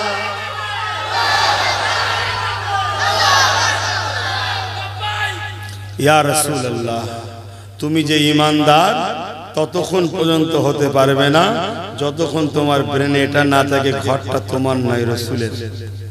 তুমি যে ঈমানদার ততক্ষণ পর্যন্ত হতে পারবে না যতক্ষণ তোমার মধ্যে এটা না থাকে আমার জমি, আমার ব্যাংক ব্যালেন্স, আমার পকেটে আমার যা কিছু আছে সবটাই নবীর। কথা শুনছেন? খরচ করার পারমিশন আছে, খরচ করছি। কোনোদিন যদি হুজুর খবে দেখিয়ে বলে আব্বাস তোর যা ব্যাংকে আছে সব দিয়ে দে, যদি একবার করো তাহলে আর নয়, আর যদি দিতে পারো আব্বাস তাহলে আলহামদুলিল্লাহ, চিন্তা নেই। শুনছেন তো নাকি? এটাই হলো ঈমান। এবারে চিন্তা করুন আমরা কোথায়, মার খাচ্ছি কেন? তবে আশা করছি মহব্বতের লোক যে নাই তা নাই, থাকতো তাহলে সূর্য উঠছে কেন? যদি মহব্বতের লোক না থাকবে তা সূর্য উঠছে কেন? মহব্বতের লোক আছে বলেই তো সূর্য উঠছে, চাঁদ ওঠে, দিন রাত হয়। এখনো দুনিয়া আল্লাহ রেখে দিয়েছে। আল্লাহ তো দুনিয়াকে সেদিন শেষ করে দেবে যেদিন দুনিয়াতে একটাও ঈমানদার থাকবে না, সেদিন তো আল্লাহ দুনিয়াকে শেষ করে দেবে। ওখানে 12 জন হয়েছিল, আমাকে নিয়ে 10,000, আর এখানে আর 11টা লোক চাই 5,000 করে টাকা। এটা পাওয়া যাবে? এবার দেখি কার কার দিল কাঁদে 1,000 5,000 করে টাকা হাত তুলে দেখি, যে জানের থেকে বেশি ভালোবাসি বলি হুজুরকে।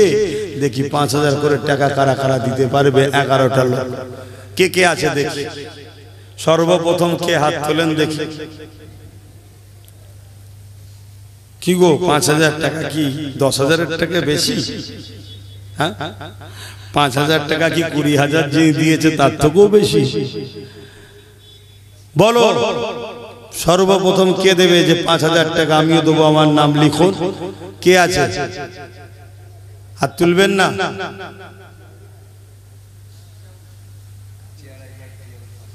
কোথা বাড়ি? কাছিয়ারা জিয়ারুল ভাই 5000 টাকা বলুন মারহাবা। ওখানে না মুরব্বী বাপ আমার হাত তুলেছে, হজ করেছে কি জানি না, আল্লাহ মক্কা মদিনা দেখার তৌফিক দিক, বলুন আমিন। মুরব্বী বাপ উনিয়ে দেবে 5000, আল্লাহ কবুল করে, বলুন আল্লাহুম্মা আমিন।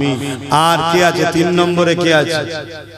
উঠাউটি কেউ করবেন, এটা খারাপ জিনিস হয়ে গেছে, এক্ষুনি দোয়া করে দেবো। এই 11টা তুলে নিয়ে তারপরে আপনাদের কষ্ট দেবো না। বলে 3 নম্বরে কে আছে 5000 টাকা দেবেন? কি চিন্তা করছেন? ফটাফট হাত তুলবেন, জানি বাবা 5000 টাকার কি মূল্য আছে আজকের দিনে। বছরে মানুষ রিচার্জ করে 5000 টাকা। বলেন বলেন বলেন। এই একজন বাপ, আমার বাপ তো নাকি, হ্যাঁ মুরব্বী, 5000 টাকা বলুন মারহাবা। নারে দিবে, আরে জোরে জোরে বলুন না, নারে দিবে, নারে দিবে। 5000 করে দু জায়গায়, আব্বার নামে 5000, মায়ের নামে 5000, আল্লাহ কবুল করে, বলুন আল্লাহুম্মা আমিন। আহা, সূরাতে সকলে প্যান্ট শার্ট দাড়ি নেই, কিন্তু দেখো মা বাপের মহব্বত আছে, শুনছেন তো? এই মা বাপের মহব্বত ওকে জান্নাত যাওয়ার ব্যবস্থা আল্লাহ করিয়ে দেবে, জোরে বলুন সুবহানাল্লাহ। বলো কেউ যদি এমনও থাকো বাপের নামে মায়ের নামে দেবে 5000, সেটাও বলবে। তাহলে কটা হলো? 5টা হয়ে গেছে, 5টা হয়ে গেছে। 6 নম্বরে কে আছে বলেন? 6 নম্বরে কে আছে? জলদি করে হাত তোলেন না রে বাবা, এত টেনশন করছেন কেন? 6 নম্বরে কে আছে 5000 টাকা দেবে? বলুন বলুন, তাড়াতাড়ি বলুন। আপনারা খেয়াল করি দেখুন না, আজকে সবচেয়ে কম রিচার্জ হচ্ছে 200 টাকা মাসে। শুধু ফোন যাবে আর আসবে, তাও মাস বলতে 28 দিনে মাস। কত দিনে মাস? 28 দিনে। একদম ভুলেন না, ওরা কি ঘুমোয়নি না কি বলতো? ঠিক 28 দিন তো যাবে, কুট করে বলবো আর নেই। হ্যাঁ, কি ডিউটি বলে একে। আর এক মুরব্বী হাত তুলেছে, আল্লাহ কবুল করে, বলুন আল্লাহুম্মা আমিন। নারে দিবে, আহা দেন দেন দেন, আল্লাহ দিচ্ছে, আল্লাহ আল্লাহ নবীর ঘরে দেন। আহা, হুজুর মদিনা থেকে দোয়া করবে রে, আমি গুনাহগার, কে আমার হুজুরের ঘরে দিচ্ছে। কেউ না কেউ মুখে ধুয়ে চালায়, দেন দেন দেন। 6টা হয়ে গেছে, দেন। আর 4টে মানুষ হাত তোলে, এই 5টা মানুষ, সরি আর 5টা মানুষ, তাহলে তো 11টা হয়ে যাবে নাকি? এখানে একটা ছেলে প্রথম হাত তুলেছিল, তাহলে 12টা হয়ে গেল। 12টা থাক। কে আছে 7 নম্বরে? কে আছে? 6টা হলো তো। 7 নম্বরে কে আছে? কি কথা বলছিলাম জানো? একটু একটু দেখবেন।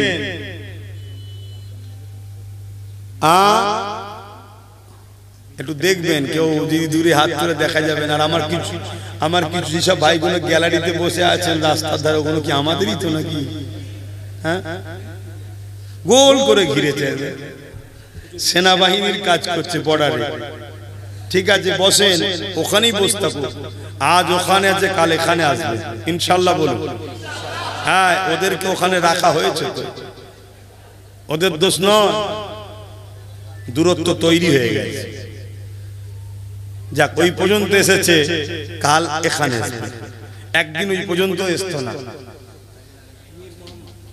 মীর মোহাম্মদ সাহেব 5000 টাকা বলুন মারহাবা, আল্লাহ কবুল করে, বলুন আল্লাহুম্মা আমিন। নারে দিবে। কটা হলো? 8টা হয়ে যাবে ইনশাআল্লাহ, আমার বিশ্বাস হয়ে যাবে, আল্লাহ চাইলে হয়ে যাবে। কত টাকা কত দিকে চলে যায় বলেন বলেন। আর যারা গতবারে নিয়ত করেছিলেন, বিশেষ করে প্রথমবারে, আমি সেই সকল ভাইকে আবার একবার বলছি, ভুল করবেন না। সবটাই তো আল্লাহ কাছে চলছে, সংসার, পরিবার, ওষুধ পাটি সবই চলছে। দিয়ে দেবে, আল্লাহ বিমার ভালো করবে। অসুস্থ রুজি রোজগারের অভাব আল্লাহ দূর করবে, দোয়া করছি। বিশ্বাস করেন? এই বিশ্বাস করেন? যারা বিশ্বাস করে তারা তো ভাইজান বলে হুজুর বলে ডাকে, আর যারা বিশ্বাস করে না মুসলমান তারা বলে দালাল। কি বলে? নবীর ঘরের ছেলেকে দালাল। কেন? ওদের নেত্রীকে আমি পছন্দ করিনি তাই। আমার অপরাধ এটা, আমার অপরাধ এটা, ওদের নেতাকে আমি পছন্দ করিনি তাই। আচ্ছা কি করে পছন্দ করি বলেন তো? ওদের নেতা আমার মসজিদ মাদ্রাসা ভাঙার জন্য বিল পাস করছে, আর ওদের নেত্রী বলছে ওই বিল করছে করুক, তোমরা রুখতে পারবে না। আচ্ছা বলুন এদেরকে পছন্দ করতে পারি? তাই এদের বিরোধী করি। কথা বুঝাচ্ছে না? না।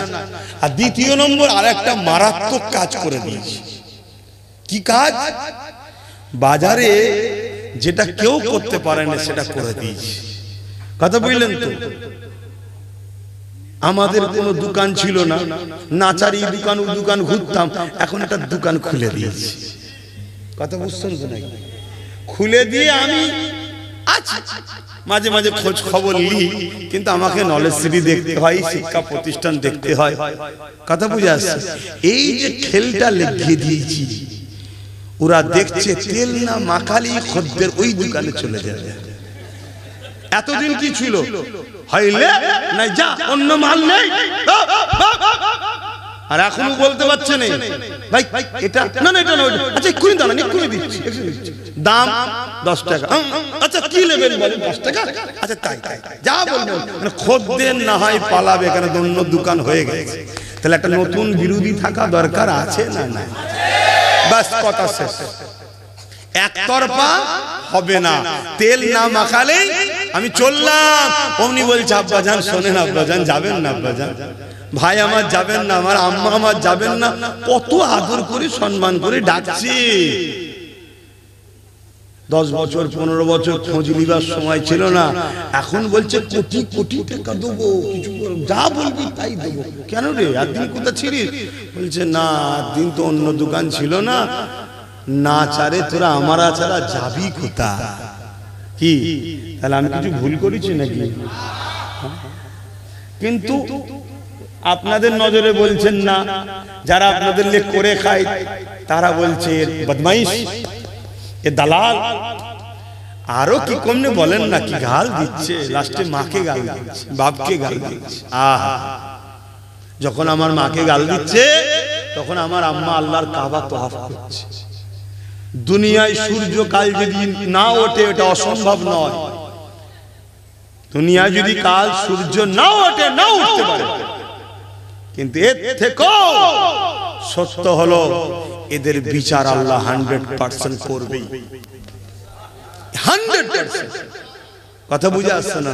এবারে কবে হবে উত্তম আল্লাহ জানে। মুসা আলাইহিস সালাম বলেন আল্লাহ ফেরাউন বড্ড জ্বালাচ্ছে, ওর বিচার করে। আল্লাহ মুসা নবীকে বলল মুসা যাও, তোমার দোয়া কবুল করলাম, আমি ফেরাউনকে মিটিয়ে দেবো। 1 বছর যায়, 2 বছর যায়, 3 বছর যায়, 4 বছর যায়, 5 বছর যায়। উম্মতরা এসে বলছে হুজুর তুমি বললে মিটে যায়, তুমি মিটছে কই? মুসা নবী বলছে শোনো, আল্লাহ পাওয়া সহজ নয়, ধৈর্য ধরতে হবে, মার খেতে হবে, জেল খাটতে হবে, কষ্ট পেতে হবে, তবে তো আল্লাহ পাওয়া যাবে। কি গো, একটা সামান্য দুনিয়ায় প্রেম ভালোবাসায় কত বর্ষা, কত কাদা পানি, কত ঝড়ঝাপটা, কত অপেক্ষা। বাপ রাজি হয়তো মা রাজি হয় না, মা রাজি হয়তো বাপ রাজি হয় না, কত রকম ফেতনা। দুদিনের এক মখলুক আর এক মখলুককে ভালোবাসবে এর জন্য, এ হয় না? তারপরে ওই সংসার হওয়ার পরে টিকাতে গেলে কত ঝামেলা, এই সমস্যা ওই সমস্যা, আজকে নুন নেই তো কালকে আলু নেই, এই ঝগড়া ওই ঝগড়া, তারপরও সেই সংসার টিকাতে আস্তে আস্তে আস্তে আস্তে যেতে হয়, তাই তো নাকি?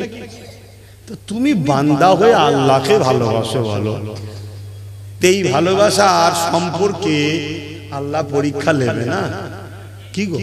তো মুসা আলাইহিস সালামকে উম্মতরা বলছে হুজুর আর একবার বলেন না। মুসা নবী বলছে শোনো, আমার আল্লাহ যখন বলেছে বিচার করবে করবে, তিনি টাইম ভালো বোঝে। 40 বছর পর ফেরাউনকে আল্লাহ ধ্বংস করেছে। কত বছর পর? এখন আপনার মনে হবে এই এতদিন পর, তার মানে ধৈর্য নেই, তার মানে ধৈর্য নেই। এটাই তো আমাদের সমস্যা, এটাই আমাদের সমস্যা। আমরা কি মনে করি জানেন, আজকে মাঠে গাছ লাগাবো, কাল সকালে গিয়ে দেখবো ফল হয়ে বাজারে বিক্রি হয়ে গাছের গোড়ায় টাকা এসে বসে আছে। এইটা হলে যেন আমাদের খুব ভালো হয়। ও আরো ভালো হয় যদি ঘরে কেউ টাকাটা দিয়ে যায়, নাকি? এত সহজে কিছু হয় ভাই? হ্যাঁ, এই যে এক মুঠো ভাতটা খান, কত দিনের ফল জানেন, কত কষ্টের ফল জানেন, তারপরে সেটা আপনার মুখে আসছে। একটু ধৈর্য ধরতে হবে, একটু সবর করতে হবে। আব্বাসও মাঝে মাঝে মনে কষ্ট পায়, কখনো কখনো মনে হয় আল্লাহ আমাকে অন্য রাস্তা দেন, এই রাস্তা আমার জন্য নয়। আমি মাঝে মাঝে হয়, আবার মনে হয় আল্লাহ বলেছে মায়ুস হও না, মায়ুস হওয়া কুফরি। আবার বলি আস্তাগফিরুল্লাহ, আস্তাগফিরুল্লাহ, আস্তাগফিরুল্লাহ, আল্লাহ আমার ভুল হয়ে গেছে, আমি তোমার জন্যই তো জান দেবো বলেছি, তাহলে একটু মাকে গাল দিয়েছি তো মন ভাঙছি কেন? শুনছেন তো নাকি? কিন্তু মানুষ তো কষ্ট হয় যে দোষ করলাম আমি, যদি মনে হয় তুই আমায় গাল দে না বাবা, তোমার মাটাকে ধরে টানছিস কেন, বাপটাকে ধরে টানছিস কেন, তাই তো নাকি? হ্যাঁ, আর আমিও আমার ভালোবাসার মানুষদেরকে বলি খবরদার কারো বাপ মা তুলবে না। গতকালকেই আমার ভালোবাসার মানুষটাকে বলেছি, আশা করছি বুঝছে, এই কি রে ওসব কি কথা, দ্বিতীয়বার যেন না শুনি কারো বাপ তুলে মা তুলে কথা। শুনছেন তো নাকি? বুঝতে পারছেন? বললো আচ্ছা ঠিক আছে, হ্যাঁ একদম না শুন। তুই কোন পরিবারের ছেলে? পুরো সর্বধর্মের মানুষ তোর মুখের দিকে তাকিয়ে আছে, সবাই তোকে ওয়েলকাম জানায়, আমাকে সবাই ওয়েলকাম জানায় না, তোকে জানায়।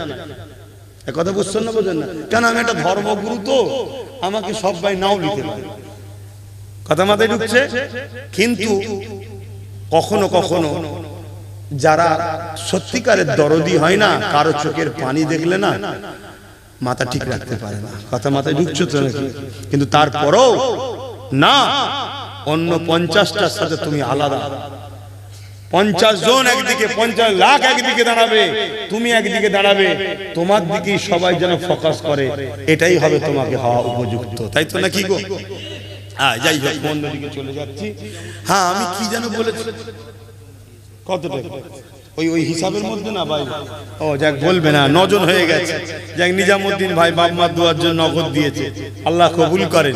ভাই সময় চলে যাচ্ছে, আমি এত দূর যাবো, রোজ রাত্রে জলসা, রোজ জলসা, আবার দুটো করে জলসা, কি পেরেশান নিয়ে ফেলেছি, কি হবে আল্লাহ জানে, কার কোথা কি বিপদে পড়বে, কোন জলসা ফাঁসবে আল্লাহ জানে।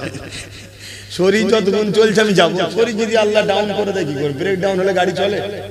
এটাও তো একটা গাড়ি, যদি ব্রেক ডাউন হয়ে যায় তো বসে থাকতে হবে রাস্তার ধারে, কি করা যাবে? তো যাই হোক, তো ভাই আর কটা, দুটো লোক আছে, দুজন ভাই 5000 করে বলে দেয়, এই তো একটা যুগ। তুই কি চিন্তা করছিস ভাই? সেই তো দিলি, কি চিন্তা করছিস? দিবি তো ইনশাআল্লাহ, নিয়ত পাকা তো? আমার এই যুবক ভাইয়ার 5000 টাকা আল্লাহ, এই নাম বলার দরকার আছে নাকি? নাম কি বললাম, আল্লাহ দেখছে। 5000 টাকা, 10টা হয়ে গেছে, একটা শেষ আল্লাহর বান্দা 5000 টাকা নবীর ঘরের জন্য দেবে, শেষ একটা আল্লাহর বান্দা কি আছে? হ্যাঁ,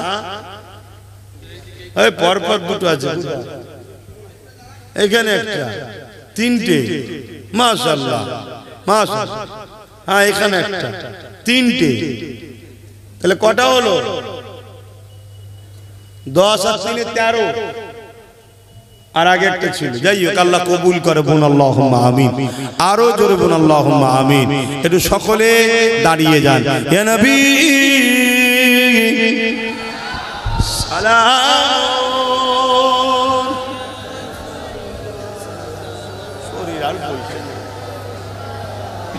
টাকরা করে লিখছে।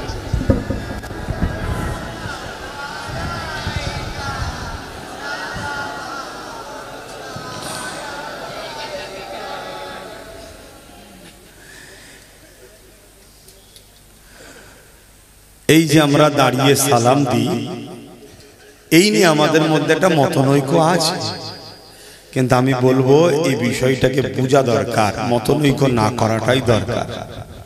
কেন এখন ফিতনা চলছে চারিদিকে, মুসলমান ও ইসলামকে টার্গেট করা হচ্ছে। অ্যাকচুয়ালি দাঁড়ানো প্রেম ও আদবের জন্য। কেউ যদি বসে সালাম দেয় আমরা তার বিরুদ্ধে কোনো ফতোয়া দিই না, তাই আশা করব আমরা দাঁড়িয়ে দিলে কেউ না ফতোয়া দেয়। তবে কেউ যদি আমাদের বিরুদ্ধে ফতোয়া দেয় অবশ্যই সে কোরআন ও সুন্নাহর বিরুদ্ধে, নবীর আদবের বিরুদ্ধে হওয়ার জন্য সে মুনাফিক হয়ে যাবে। কেন আমরা দাঁড়িয়ে দিই? মিশকাত শরীফ বাবুল আদব কিতাবুল কিয়াম, নবী পাককে সাহাবারা দাঁড়িয়ে দাঁড়িয়ে সালাম দিতেন। জোরে বলুন সুবহানাল্লাহ। এবং কোরআন পাকে আছে সল্লু দরুদ পড়ো ওয়া সাল্লিমু, সালাম দাও তাসলিমা। তাসলিমা মানে দিবার মতো করে উত্তম ভক্তি ভালোবাসা আদবের সাথে দাও। তাই আমরা আদবের সাথে সালাম দিই। সাদা বাংলা ভাষাই হলো এটা। দরুদ পড়লে নেকি হয়, সালাম দিলে নবী পাক সাল্লাল্লাহু আলাইহি ওয়াসাল্লাম জবাব দেয়। জোরে বলুন সুবহানাল্লাহ। তাই নবীর জবাবটা আমরা বসে নেওয়াটাকে বেয়াদবি মনে করি, তাই দাঁড়িয়ে নিই। কেউ যদি বসে নিতে চাই নিতে পারে, সেটা তার সাথে নবীর ব্যাপার। আমি কেন বীজখানে দরদ দেখাতে যাব? কিন্তু আমরা দিই। তাই আশা করব আমাদের বিরুদ্ধে ফতোয়াবাজি না করে ভাইচারা যদি তৈরি করে তাহলে আমাদের মধ্যে একটা ঐক্য একতা হবে। দ্বিতীয় আরেকটা কথা আপনাদের বলি, কিছু ছোট ছোট ছোট ছোট ছোট বলতে অন্য ছোট কথা ভাববেন না, কিছু কিছু লোক ছোট ছোট করে আমার কাটিং করে সমাজে ছড়াচ্ছে। ওইটাকে নিয়ে আবার কিছু উলামারা রিসেন্ট দেখছি আমার নাম ধরে ধরে মাইকে নানা রকম কিছু বলছে। ওদের বলার তরিকা দেখে বুঝতে পারছি ওরা বাজারে আসতে চাইছে। কথা কিছু বুঝতে পারছেন? দ্বিতীয় নম্বর কথা, যারা বিরোধী করছে আমার নিয়ে বড় হাসি লাগছে। এজন্যে তাদেরকে যদি সমাজ জিজ্ঞেস করে, হারা তুই তো আজকে মুখ খুলছিস, আব্বাস সিদ্দিকী এটা কোথা দলিল ফেললো, এটা কি করে বললো? যাদের হয়ে তোরা লড়াই করছিস তারা যখন বলেছিল রেশনের মাধ্যম দিয়ে গায়ের ইসলামের গায়রুল্লাহর কোন খাদ্য মানুষের বাড়ি বাড়ি পৌঁছানো হবে, যেটাকে প্রসাদ বলা হয়, তখন তো তোরা ফতোয়া দিসনি যে মুসলমান খেও না, খেলে ঈমান চলে যাবে। এই দিয়েছে। দ্বিতীয় নম্বর কথা, যখন কেউ বলেছিল কোরআন শেষ হবে আমার উন্নতি শেষ হবে না, কই তোরা তো বলিসনি কথাটা ভুল বলছে।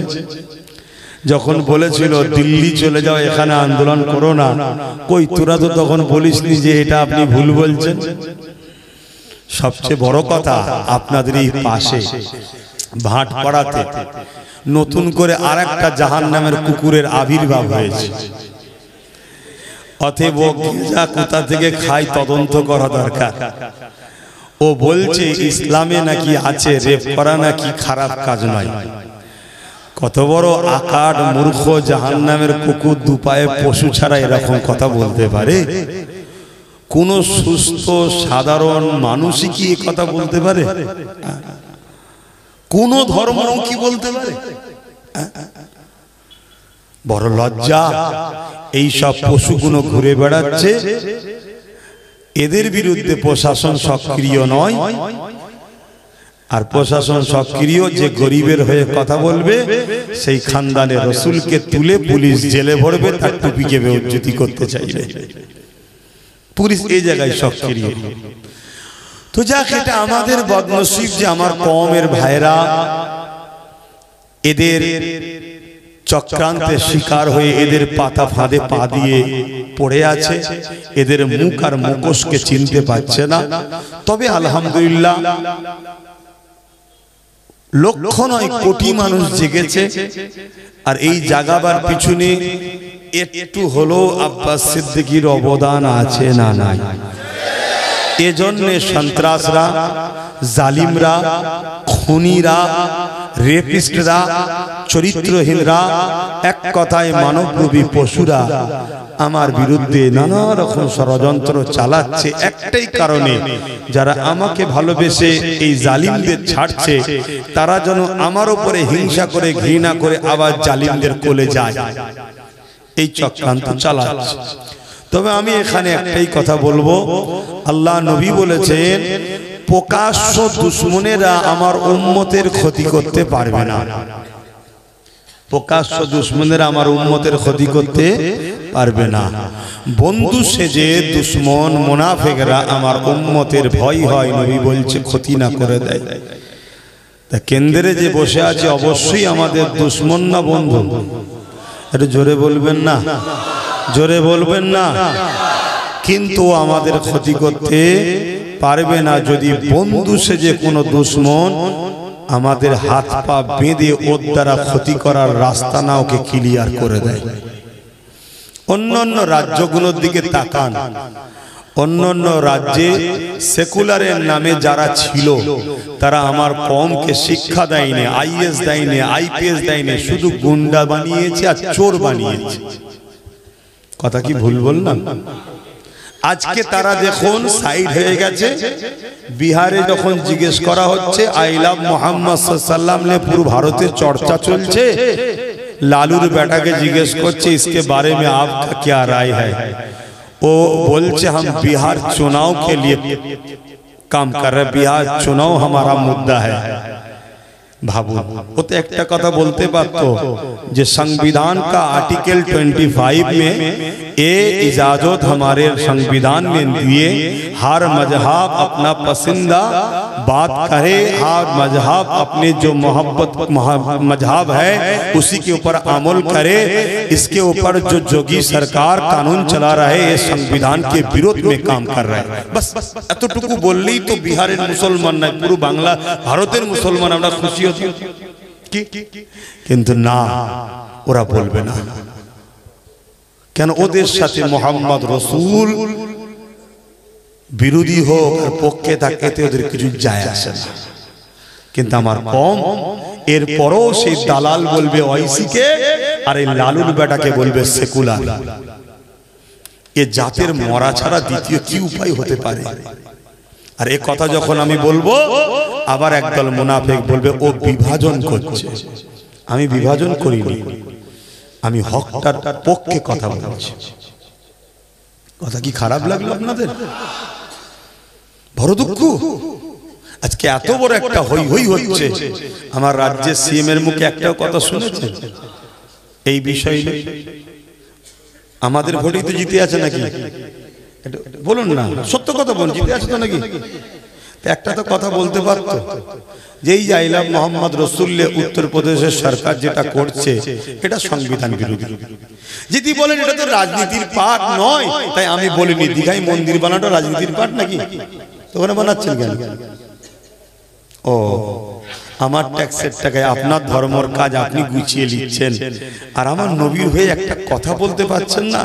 আর এর পরেও দেখুন এই কথা বলার পরে একদল মুনাফিক মুসলমানরা আমাকে দালাল বলবে, আর সেই শাসকের চাটুকারি করার জন্য পেরেশান থাকবে। হায় হায় হায়। যাক, আমি একটা শেষ কথা বলে শেষ করে দিলাম। সবকিছুর আগে যদি হুজুরকে মহব্বত না করতে পারো তুমি নবীর শাফাত পাবে না, তুমি ঈমানদার নাই, তুমি জান্নাত পাবে না। কথা শেষ। আমি এতটুকু বুঝি যে যাকে সবথেকে বেশি ভালোবাসে তার সঙ্গে যদি কারো টক্কর হয় আপনি তার পক্ষেই দাঁড়াবেন যাকে আপনি বেশি ভালোবাসেন, তাই তো নাকি? তাহলে আজকে আমার নবীর হয়ে যখন কেউ কথা বলার নেই, আমার নবীর হয়ে যখন কারো মুখে দেখেছি, আমার নবীর যায় আসে না কেউ আমার হয়ে বলুক, কিন্তু আমরা তো চাই নাকি তোর হয়ে লড়ি, তোর পিছনে ঘুরি, তুই এই করিস, আর আমার রাসূলের একটু কিছু বলবি না? তুই সবার বেলায় মুখ খুলিস, সবার বেলায় কথা বলিস, এবং সবচেয়ে বড় কথা আমার নবীর হয়ে যদি বলতে নাও চাস তুই বল 25 নম্বর ধারাকে অপমান করছে কেন্দ্র সরকার, সংবিধানের কথাটাই বল না কি? তাহলে আপনাদের ভাবতে হবে, আপনাদের ভাবতে হবে কত আন্দোলন করবে, কখন বলবে 3 তালাক, কখন বলবে এই, কখন বলবে মসজিদ চলে যাবে, কোন শুধু আমরা রাস্তাতেই না বিয়ার হই হই করি। একবারও ভাবলাম না যে আমরা আমাদের লোককে ওইখানে পাঠাই, যখন আমাদের উপরে হামলা করবে বা কিছু হবে সে যাতে আমাদের হয়ে কেস লড়ে, আমাদের হয়ে পথে প্রশাসনের সামনে দাঁড়িয়ে লড়াই করে, এই কথা আমরা একবারও ভাবছি না। তো সময় এসেছে, ভাবার যদি হয় ভাবুন, না হয় মাদ্রাসাগুলোও শেষ হয়ে যাবে। এই কথা বললাম, আপনাদের কি কারো কষ্ট হলো? আপনাদের মনে হলো হুজুরের ছেলে রাজনীতি বলছে কেন?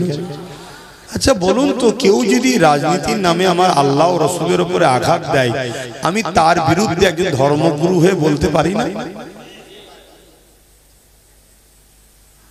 আপনারা কি কাউকে আল্লাহ বলে মানেন? কোন ব্যক্তিকে, কোন সরকারকে মানেন? কিন্তু আমার রাজ্যের সিএম কে তো কোন এক ব্যক্তি বলছে উনি আমাদের আল্লাহ। এটা সত্য বলেছে না ভুল বলেছে? এর জন্য ক্ষমা চেয়েছে। এরপরও যদি আপনি বলেন যে ভুল বলেছে, তারপরও যাকে আল্লাহ বলল তাকে সাপোর্ট করলেন, তার মানে আপনি কি তাকে আল্লাহ বলে মানলেন না? আমার কথা মাথায় ঢুকছে না? একটা লোক চোর জানার পরও তাকে সাপোর্ট করলেন, তার মানে আপনি চোরকেই তো পছন্দ করলেন। তা একটা লোককে আল্লাহ বলল, সে চুপ রইল, তার মানে কি তার ভালো লাগছে যে আমি যে আল্লাহ বলেছে? কি সে কোনো রিয়াকশন দিল না যে ও ওটা ভুল বলেছে, এসব কথা বেকার কথা, ওটা বলা উচিত নয়, এমন কোনো রিয়াকশনও দিল না। এরপরও আপনি তাকে সাপোর্ট করছেন, তার মানে কি আপনি তাকে কি? একটু হুঁশ করে কাজ করুন। মনে রাখবেন, বাঁচাবার মালিক কিন্তু আল্লাহ। আপনি যদি কারো হাত থেকে বাঁচার জন্য কারো সাহায্য চান, বাঁচাতে কেউ আপনাকে পারবে না, বাঁচাবার মালিক আল্লাহ। একটা নবীর নাম বলছি, নবী উজায়ের আলাইহিস সালাম, না সরি নবী জাকারিয়া আলাইহিস সালাম। অনেক আগেকার পড়াতে একটু মিস্টেক হয়ে গেলে ক্ষমার নজরে দেখবেন নামটার জন্য, কিন্তু ওয়াকিয়াটা হচ্ছে এটা, ওনাকে যখন ওনারই কওমের জালিমরা শহীদ করে দেবে বলে তাড়া করেছিল। যুবক, আমরা সামান্য কষ্টে অনেকে বলি অনেক পেরেশানে আছি, আরে নবীদেরকে আগেকারের উম্মতরা ধরে শহীদ করে দিয়েছে, করাতে দুটুকরো করেছে, কতল করে দিয়েছে। হযরতে জাকারিয়া আলাইহিস সালামকে তার উম্মত তাড়া করেছে। কোথায় লুকোবে, কোথায় যাবে? একটা গাছ দেখতে পেয়ে সেই গাছকে বলেছে, তুমি আমাকে একটু জায়গা দাও। গাছ নিজেকে ফাট করে দিয়ে নবী জাকারিয়া আলাইহিস সালামকে ভেতরে ঢুকিয়ে নিয়েছে, কিন্তু একটা জামার খোঁট বাইরে রয়ে গেছে। দুশমনরা এসে জামার খোঁট থেকে বুঝে নিয়েছে যে এর মধ্যে নবী ঢুকে গেছে। কিন্তু দুশমন যে হয় সে এত অন্ধ হয়, তার মাথায় ঢুকলো না যে ইনি যদি সাধারণ লোক হতো তাহলে গাছের ভেতরে ঢুকলো কি করে, নিশ্চয়ই নবী, ক্ষমতা আছে। কিন্তু না, দুশমনী ঘরে তারা গাছটাকে করাত দিয়ে চিরতে শুরু করেছে। আল্লাহ পাক নবী জাকারিয়া আলাইহিস সালামকে বলছে, একবারও যেন উফ আওয়াজটা না হয়, তুমি সাহায্য তো আমার কাছে চাইবে, গাছকে বললে কেন? ভাই, গাছকে বলা সাধারণভাবে যদি আমি কারো কাছে পানি চাই শিরক হয়, কিন্তু না, এটা আমাদের জন্য শিক্ষা, এটা আমাদের জন্য শিক্ষা। তো সেই জায়গায় নবী জাকারিয়া আলাইহিস সালামকে পুরো করাতে দুটুকরো করা হলো, একবারও উনি উফ বলেন, এখানে আল্লাহ বলেছে উফ বলবে না। তাহলে আমাদের উপরে অনেক জুলুম হবে ভাই। যদি আল্লাহ পেতে চাই, নবী পেতে চাই, 30 বছরের জিন্দেগি, 50 বছর, 100 বছরের জিন্দেগি যদি না আছে, আখিরাতের কল্যাণ চাও, তাহলে দুনিয়ায় কষ্টকে সহ্য করতে হবে। পাশাপাশি আমরা যদি সংগঠিত হয়ে লড়াই করি, একদিন কষ্ট ছেড়ে দিয়ে দুনিয়াতে আমাদের বাচ্চা কোনো কমসে কম একটা শান্তির সমাজ পাবে। একটা জায়গায় গেছেন, মরুভূমি এলাকা, পাথর এলাকা, সেই জায়গায় কি সঙ্গে সঙ্গে চাষ করা যাবে? আপনি বললেন না, এই পাথর পাথর রয়েছে, থাক এখন হাত দেবো না, 1 বছর কেটে গেল, পরের বছরে চাষ করা যাবে। আবার বললেন ধর থাক, এখন শক্ত জায়গা, বালি পাথর জায়গা, 3 বছরে চাষ হবে, 5 বছরে হবে, 10 বছরে হবে। কিন্তু প্রথম বছরেই যদি চাষ যদি নাও হয়, চেষ্টা করবে, একটু ঘাটাঘুটি নাগল টাগল দিয়ে পাথর ফাথর ইদিক উদিক করলো, চাষ ভালো হলো না। দ্বিতীয় বছর আবার চেষ্টা করলো, ভালো হলো না। তৃতীয় বছর আবার চেষ্টা করলো, ভালো হলো না। চতুর্থ বছর আরো চেষ্টা করলো, একটু হলো জমির রূপ পাল্টাবে না পাল্টাবে না, জায়গাটা একটু উপযুক্ত হবে না হবে না, আবার চেষ্টা করছে, আবার চেষ্টা করছে। 10 বছর পর 15 বছর পর ওই জমি চাষযোগ্য হবে না হবে না। আজ আপনি চেষ্টা করছেন, একটা চাষ তৈরি করছেন যেখানে অন্যায় মিটিয়ে, অত্যাচার মিটিয়ে, জুলুম মিটিয়ে, খুন মিটিয়ে মানুষের অধিকার ইনসাফ দেবেন, ইনসানিয়াত করবেন, গরিবকে ভালোবাসবেন। আপনার আমার বাচ্চা কোনো আইএস আইপিএস জজ ডিএম বিডিও হবে, শিক্ষা পাবে, লুট বন্ধ হবে, দাঙ্গা বন্ধ হবে, ফিতনা বন্ধ হবে, একচোখো মনোভাব বন্ধ হবে, জায়গা আমাদের বাচ্চারা ভালো জায়গা পাবে।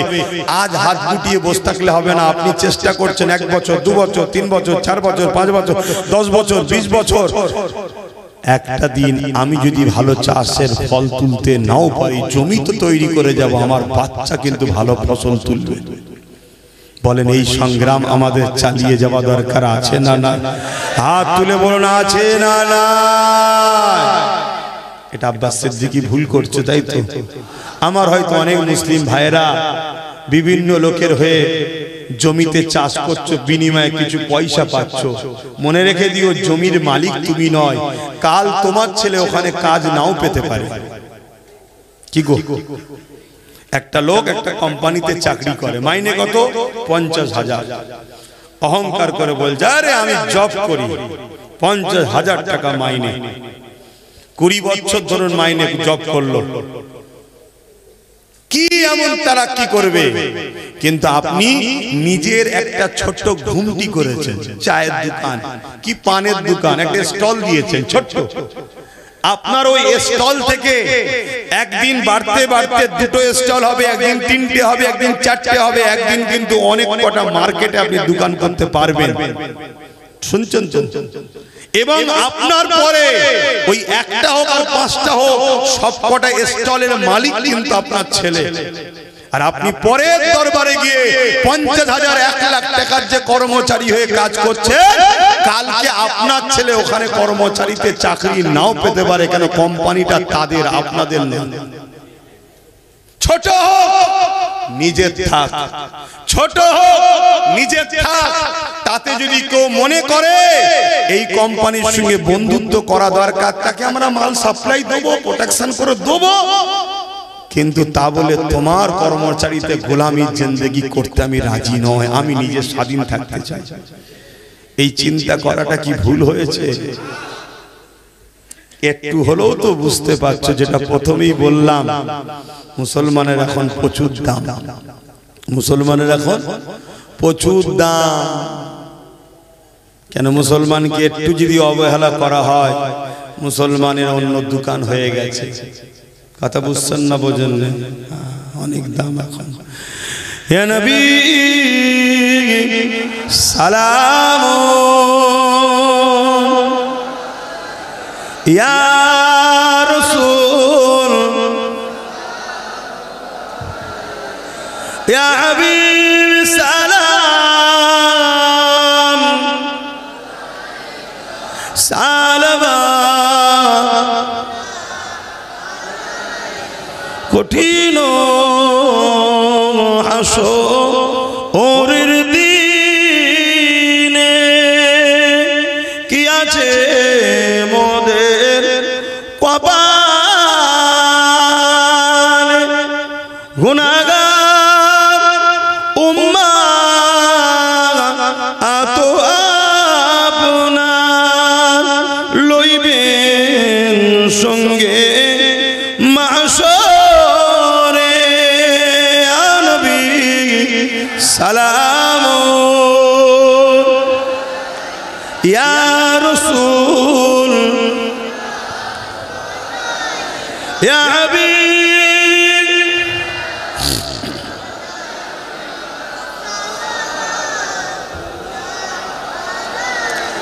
আল্লাহ কবুল করেন। সময় অনেকক্ষণ হয়ে যাচ্ছে, একটা ছোট্ট কথা বলি, বুঝবেন না কেউ, একদম সত্য কথা বলবেন।